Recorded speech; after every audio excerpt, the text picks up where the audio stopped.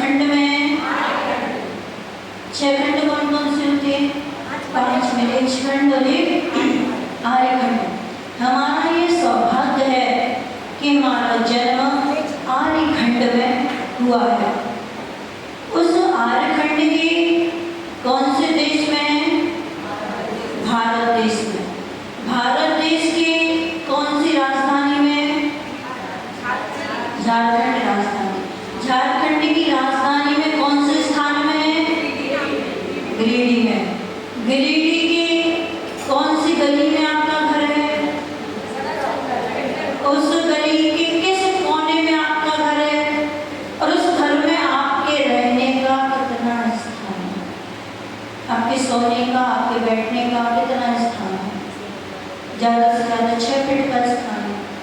उतने में तो रहोगे, पलंग बड़ी बहुत बड़ा हो, लेकिन लेटोगे तो उतने ही स्थान है। इतना सा हमारा रहने का स्थान है। उसमें भी कहते हैं बहुत बड़ा घर है हमारा। कितना बड़ा घर है? इतने छोटे से घर में रह रहे तीनों लोगों में जो 14 राजों का है, उसमें भी कुछ कुछ कम में 2.5 द्वीप है, वो भी असंख्यात द्वीप और असंख्यात समुद्र है। ज्यादातर जगह तो उसकी जल से भरी हुई है, उसमें भी थोड़े से स्थान में हमारे रहने का स्थान है।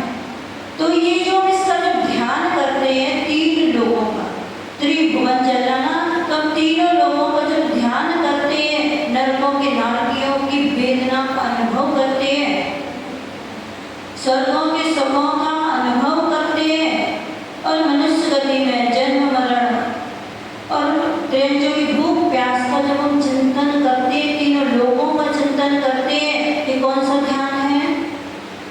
संस्थान विजय धर्म ध्यान। ये धर्म ध्यान में आता है। अपन सोचे नरकों के नाटकों के बारे में, क्यों सोचे? नहीं, इसलिए सोचना है कि मैं संसार शरीर भोगों से विरक्ति हो, इसलिए चिंतन करना है। मेरी आत्मा ने ऐसे ऐसे दुखों को सहन किया है। जब ऐसा चिंतन करेंगे तो आगे से पाप कार्य करने में डर लगेगा।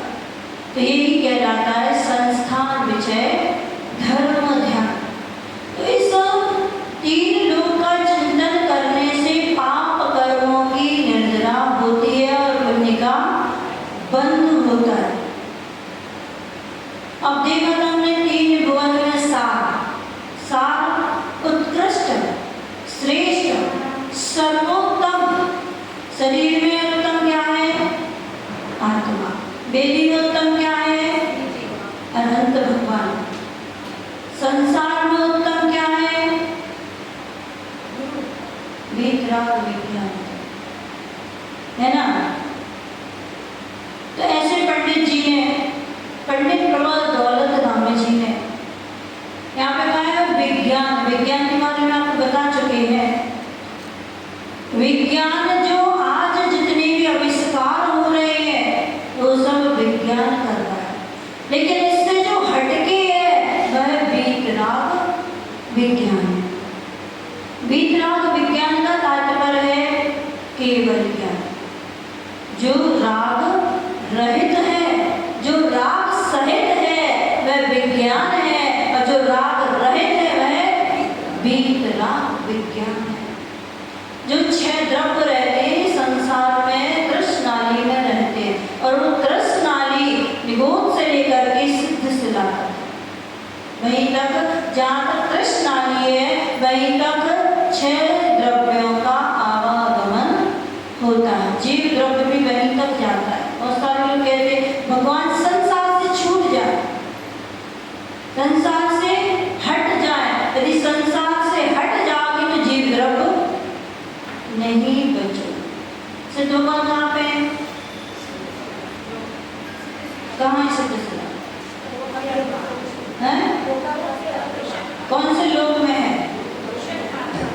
संसार में ही है सिद्ध शिला। सिद्ध शिला जहाँ तक 6 द्रव्य का गमन है वहीं तक 3 लोक है। तो भगवान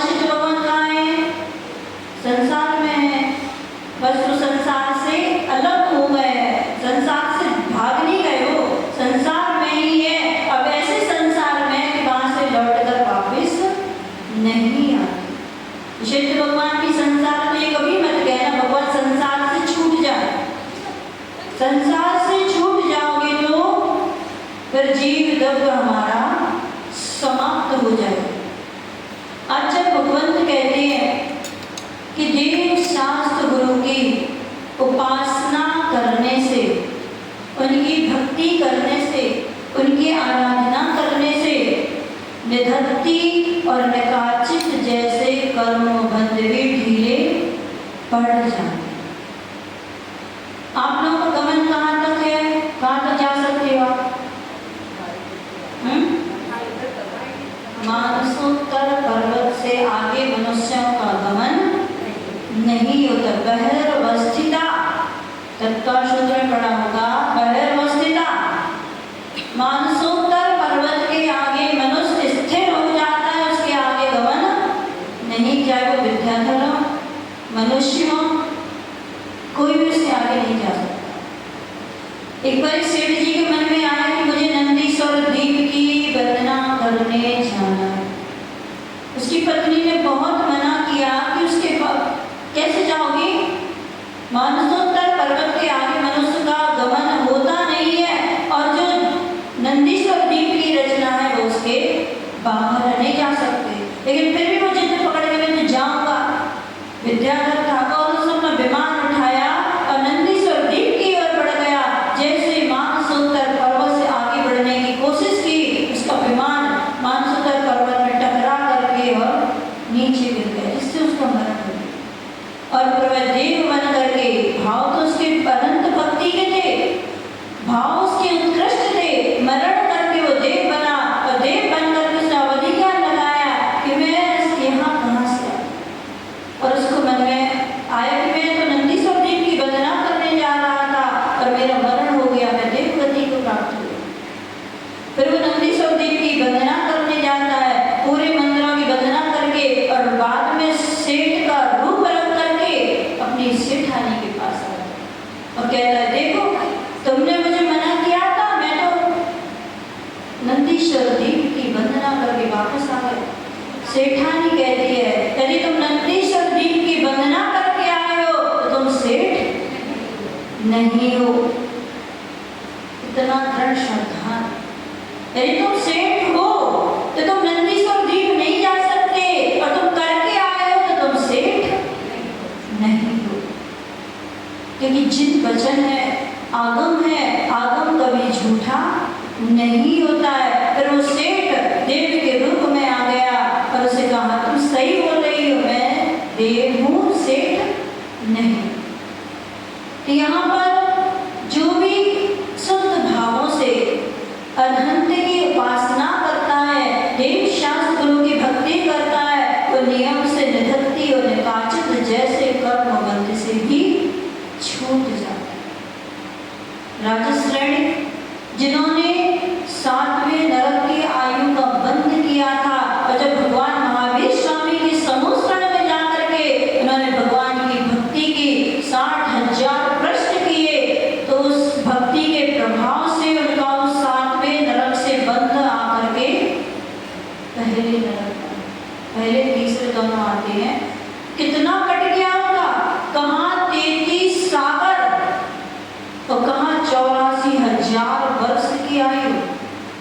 कितना कमोरी, बहुत बड़े समुद्र में एक चुल्लू जल के बराबर, इतना सा उनका भाव रह गया। और वहां से आकर के भरत क्षेत्र में आकर के, यहाँ से कौन से तीर्थंकर बनना है? पहले तिरुपति में नाम के तीर्थंकर।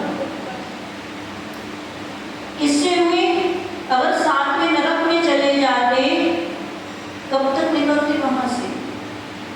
सागर की आयु बताएंगे आपको, एक सागर कितना होता है, बहुत बड़ा होता है। बताएंगे इसको आगे चल के, अपन जब नरकों का वर्णन आएगा तो आपको सागर की आयु बताएंगे कि एक सागर कितना बड़ा होता है।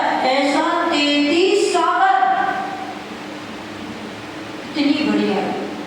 तो उन्होंने अपने पाप कर्मों को कैसे क्षय किया? भगवान महावीर स्वामी की भक्ति करके। अंजना ने भी निधत्ति बंद किया था, कैसे उनका दूर हुआ? गुरु की भक्ति करके। अंजना ने भी पाप कर्म का बंद किया था, कैसे कटा उनका? गुरु की भक्ति करके। तो जो जो जब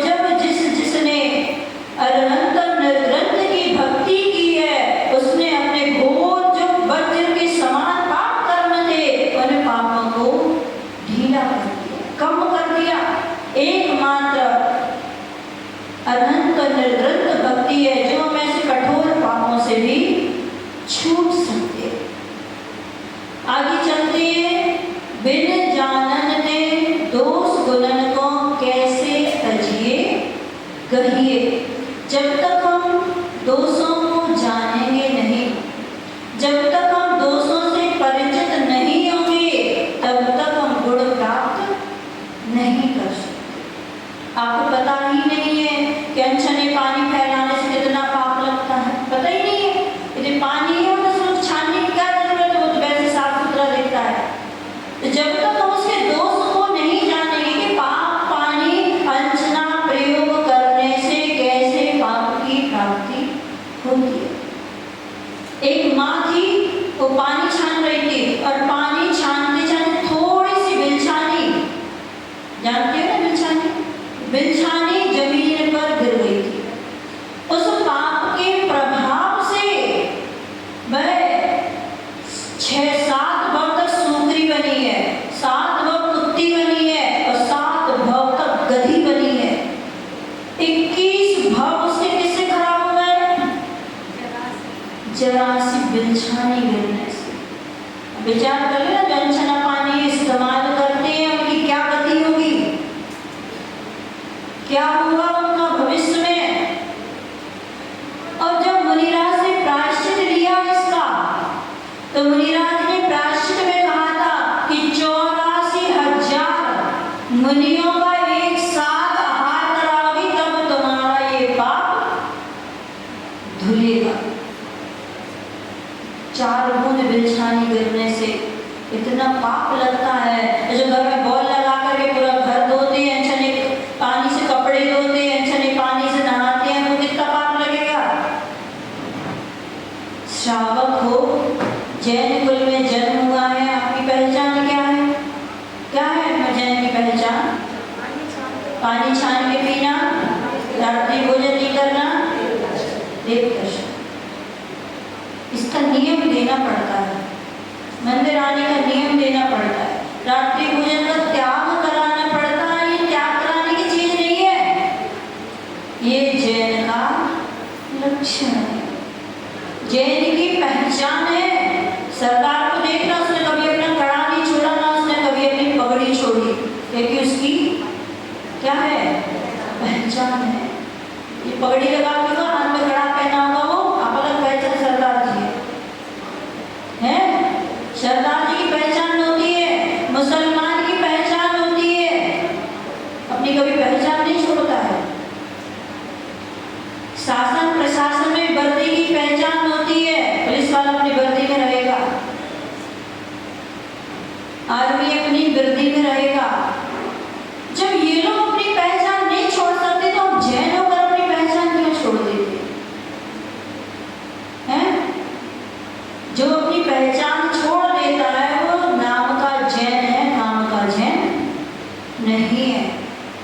माता जी अष्टमी चतुर्दशी को पूजन कर लेंगे, अष्टमी चतुर्दशी को अभिषेक कर लेंगे, संडे टू संडे अभिषेक कर लेंगे। शर्म आना चाहिए, शर्म आना चाहिए कि हम जैन कुल में होकर के और जैन धर्म को बदनाम कर रहे। शादी पार्टी में जाते हो, रात में खाते हो, 10 लोग देखते हैं जैन है, जैन लोग तो रात में नहीं खाते और आप वहां जाकर कहते तो अपना तो सब चलता है। आपने जिन धर्म की अप्रभावना कर दी वहां। जब कहीं प्लेन में होते हो, टिफिन खोल के बैठते हो, दिन में तो लोग कह देते हैं जैन साहब होंगे इसीलिए दिन में खा रहे, दिन में भोजन कर रहे। आपने वहां कुछ नहीं किया, लेकिन जिन धर्म की प्रभावना ट्रेन में भी कर दी। आप कहीं अपनी बैग में से छन्ना निकालते हो, अलग पहचान हो जाती है, जैन साहब होंगे इसलिए छान के पानी पीते। आपने अपने चिन्हों को मिटा दिया। ये जिन शासन का ध्वज आपके हाथ में है, आप चाहो तो इसको नीचे गिरा सकते हो और आप चाहो तो इसको ऊपर उठा सकते हो। ये हमारे हाथ में है। बिस्लरी की बोतल खरीद के बहुत शर्म आती है बाहर पानी ले जाने में। बिस्लरी की बोतल तो मिलती सब जगह, खरीद लेंगे, पी लेंगे, ये नहीं पता वो कहाँ का पानी भरा उसमें। ढक्कन लगने से अकेला वो बिस्लरी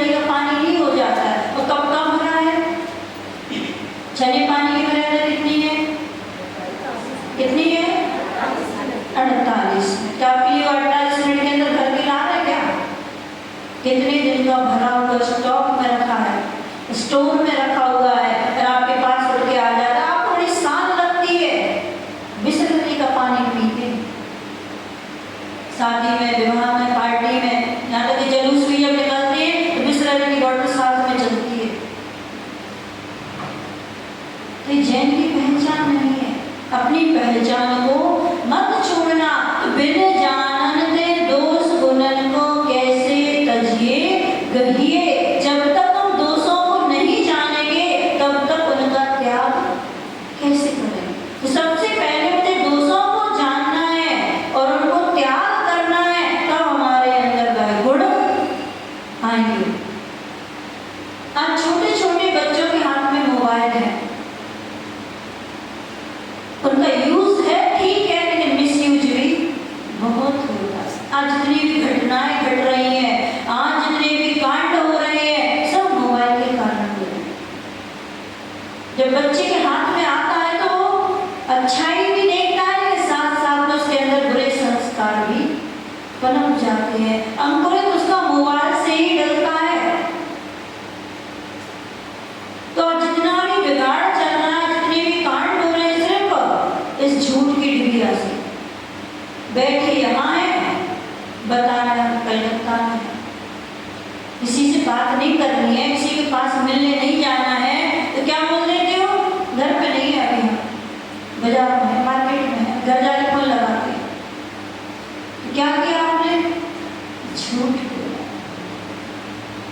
तो जो कसौटी पर कसा होता है वही वीतराग विज्ञान, यानी वही सम्य ज्ञान कहलाता है। आगे चलते हैं शिव स्वरूप शिव का। आगे मंगलाचरण में तृतीय पद में पंडित प्रबल दौलत राम ने कह रहे हैं शिव स्वरूप शिव का। शिव स्वरूप मुक्ति को कहा है, मोक्ष को शिव स्वरूप कहा है। तो जब तक हम इन दोषों को नहीं छोड़ेंगे, गुणों को प्राप्त नहीं करेंगे, तब तक हम शिव स्वरूप को प्राप्त नहीं कर सकते। इस शिव स्वरूप को प्राप्त करना है तो अंतर्मुखी होना ही पड़ेगा। और जो शिव स्वरूप को प्राप्त करता है वह 18 दोषों से रहित होता है। आपके पास अभी कितने दोष हैं? कितने दोष हैं? सारे दोष हैं। भगवान 18 दोषों से रहित। कौन कौन से 18 दोष? काच्यपवन समंद्रभद्र स्वामी ने रत्नकरण शावकाचार्य में कहा है, चित्त पिपासा जरातंक जन्मांतर वयस्मया नाराग द्वेष मोहाश्च यस्याप्ता सा प्रकीर्ते। ये दोष हैं। कौन से? देख लेना। जिसकी भूख, जिसको ज्यादा भूख लगती है, जिसको ज्यादा खाने की इच्छा होती है, ये क्या है? दोष है। इस दोष को जानना ठीक है कि संसारी अवस्था में भूखे नहीं रह सकते हैं, उपवास नहीं कर सकते हैं, शरीर क्षीण हो जाएगा, परिणामों में संक्लेशता उत्पन्न हो जाएगी। भोजन तो करना है, लेकिन कब करना है, कैसा करना है, कितना करना है और कहाँ करना है। जिसने भगवान महावीर स्वामी से प्रश्न किया, कदम चले कदम चिट्ठे कदमासे कदम सहे कदम भासे भुज्य एवं पावन न बंधे। कैसे चले, कैसे उठें, कैसे भोजन करें, कितना भोजन करें, कहाँ भोजन करें, जिससे मुझे पाप का बंध न हो। तो भगवान की वाणी में करा, जदम चले जदम चिट्ठे जद मासे जदम सहे जदम भासे भुज्य एवं पावन न बंधे। यत्नाचार पूर्वक चलो, यत्नाचार पूर्वक उठो, यत्नाचार पूर्वक बोलो, यत्नाचार पूर्वक भोजन करो, जिससे एवं पावन न बंधई, पाप का बंध नहीं होगा। कब खाना है? दिन में खाना है कि रात में खाना है? क्या खाना है? भक्ष खाना है कि अभक्ष खाना है? कितना खाना है? खा लिया, अभी ले नहीं पा रहे। अब कहाँ खाना है? होटल में खाना है, रेस्टोरेंट में खाना है, घर में खाना है, कैसे खाना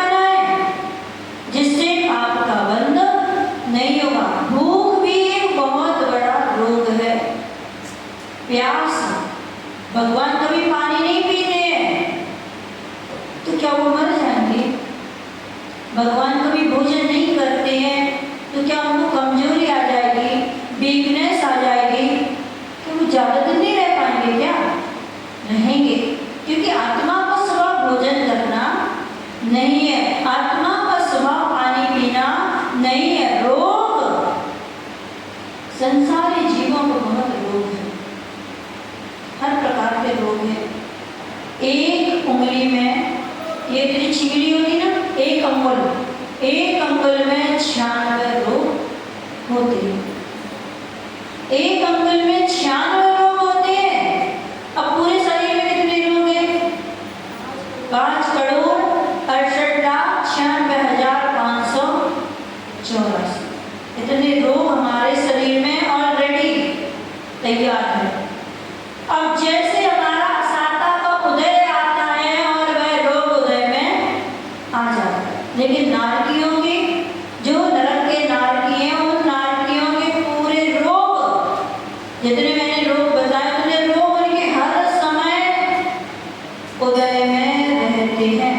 उनका सिर दर्द भी, पेट दर्द, कान दर्द, नाक दर्द, दांत दर्द, कमर दर्द, घुटने दर्द, हर दर्द 24 घंटे चलता है। और उसके बाद उनको मार काट के दे देना, वो अलग।